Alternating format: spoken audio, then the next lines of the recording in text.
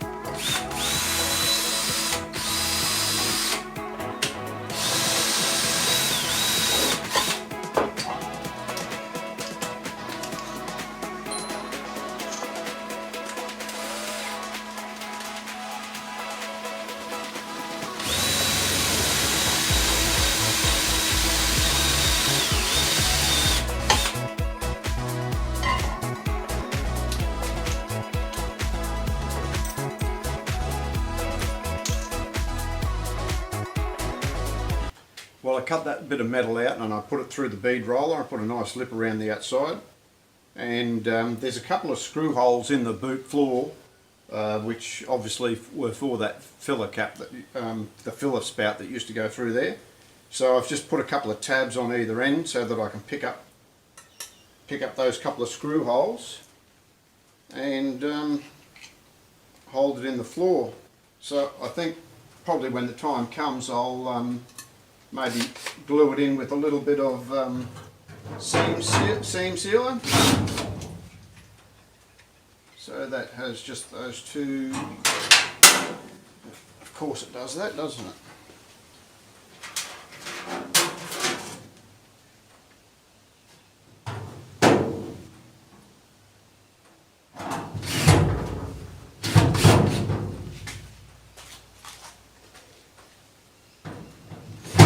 There we go. So that's in there quite nicely and fills that hole. Okay, well I've got in and I've tidied up in the boot. I've cleaned up the sides there, both sides, and got a coat of etched primer on it. I've managed to remove both of the boot hinges, and I made up a special little tool here with a notch in it to take the pressure off that spring that holds them, and got them out. But I got them out, but getting them back in is going to be a bit of fun, I reckon. But anyway, I suppose you live and learn.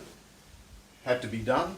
Now the other thing I did with this little plate that I made up to go in the boot, I drilled a couple of slightly larger holes where those screw holes were, and I've welded a couple of nuts underneath. So now the bolts go through and hold that down quite nicely.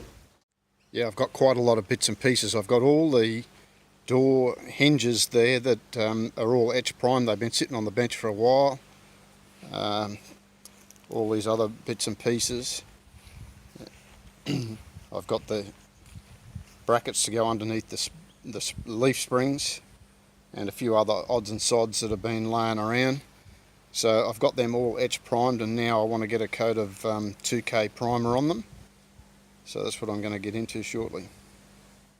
I'm mixing up the 2K primer here. It's the Wattle PF330, which is what my brother recommended me to use. He had a sandblasting business where they used to do a lot of body shells, and they would always give them a coat of this after sandblasting them. Like I've said before, you can go onto a lot of the different forums and the Facebook pages for car restoration.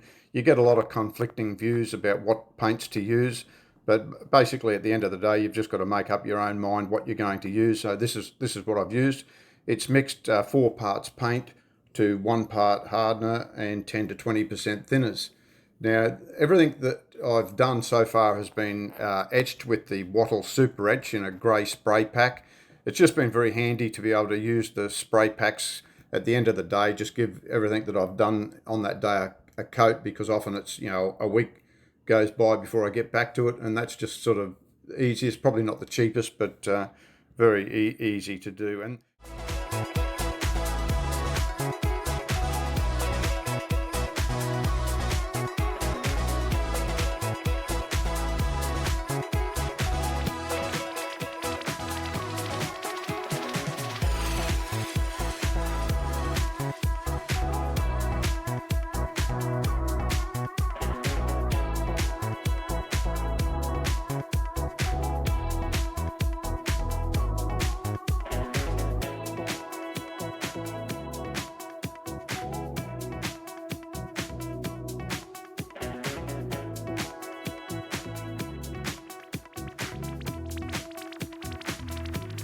well, doesn't that look a lot better?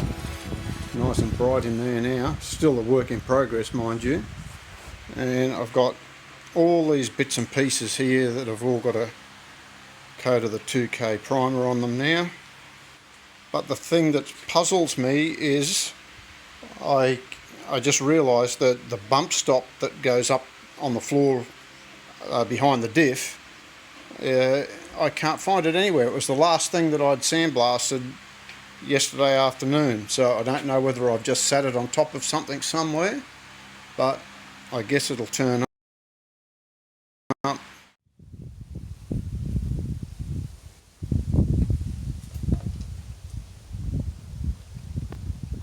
So now I'm mixing up some of the satin black that I've got, 2K, and give all these underbody parts here a nice coat of this satin black.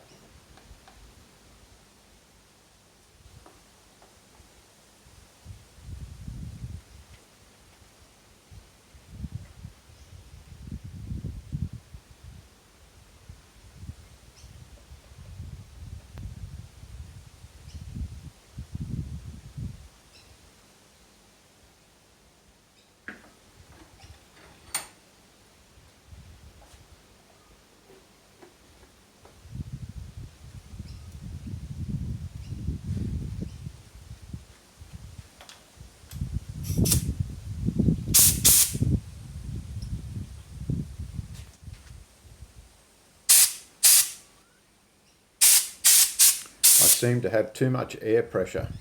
The pressure seems very high, and I'm just sort of trying to find out what's going on, and soon I realised that I actually had the hose plugged into the full pressure, not through the reducer.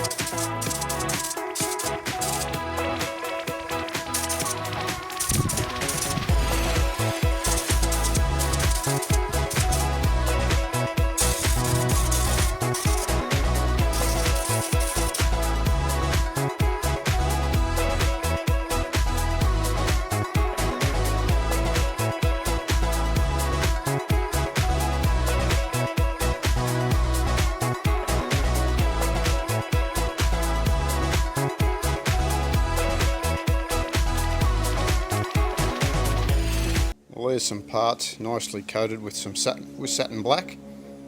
It says to bake at 60 degrees, I think. So I reckon with this sun sitting on them, it's probably a good 60 degrees. That panel there, I ended up with a slight run on the back of it. No, not a problem. It's up under the dash. It won't be seen.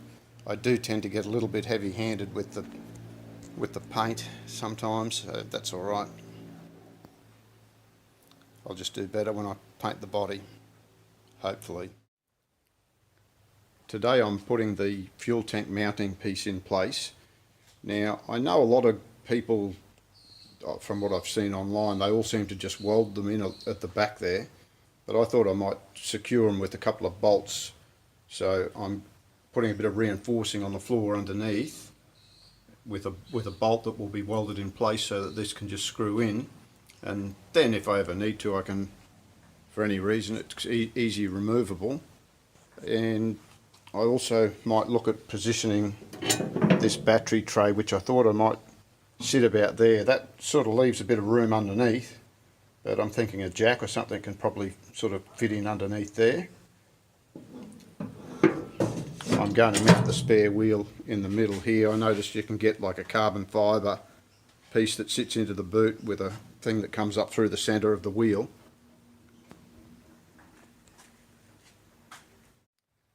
So here you can see what I was talking about. This is the front mount that I did yesterday. So that's a bit of 2mm sheet metal that I've put in place there. And so I'm doing the same with these. I just put a little bit of a fold on either end just to give it a bit more rigidity. So I'm just going to look at welding that all in place right now.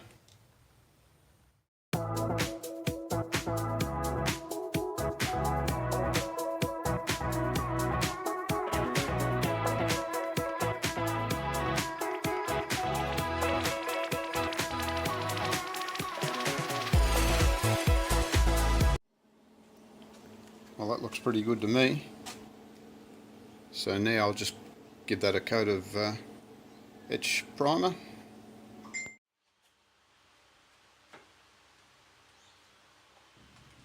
So what I'm doing here is I'm drilling 4 holes in the bottom of the battery tray, one on each corner. You can see there's a sheet metal laying on the bench just to the left of me there.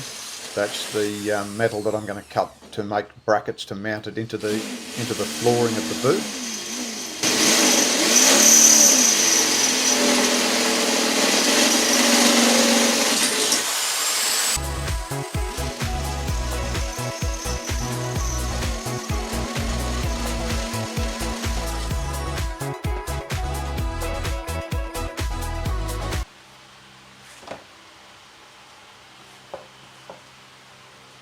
I just got the dustpan and brush to sweep up all the shrapnel that landed on the ground while drilling those holes. I've got extremely shiny timber floors in my house, and it just always worries me that the shrapnel will get stuck in my shoes and I walk through the house and scratch the floors up. So I just try to keep it all clean.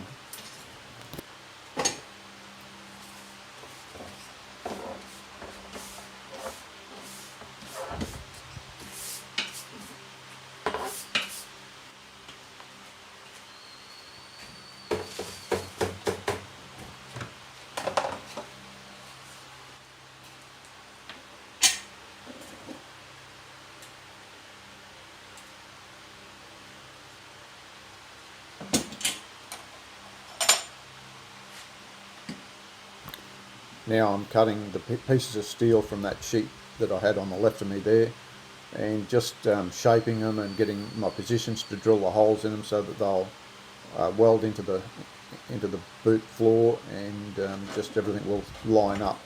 Unfortunately, on this day I made a few other recordings, but I lost them somehow. The camera has been playing up a bit of lately.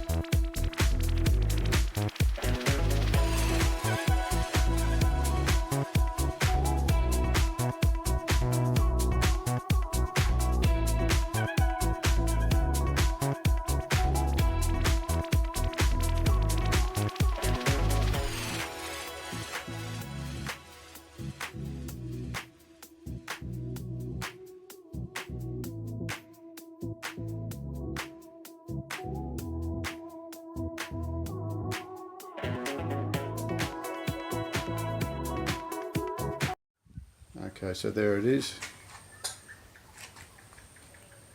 all bolted in. Well, I'm going to wind it up here now with this little bit of a teaser. I've got the yellow paint now. Still a lot of work to be done before we get to that, but that's all right. So remember, like and subscribe, and we'll see you in the next video.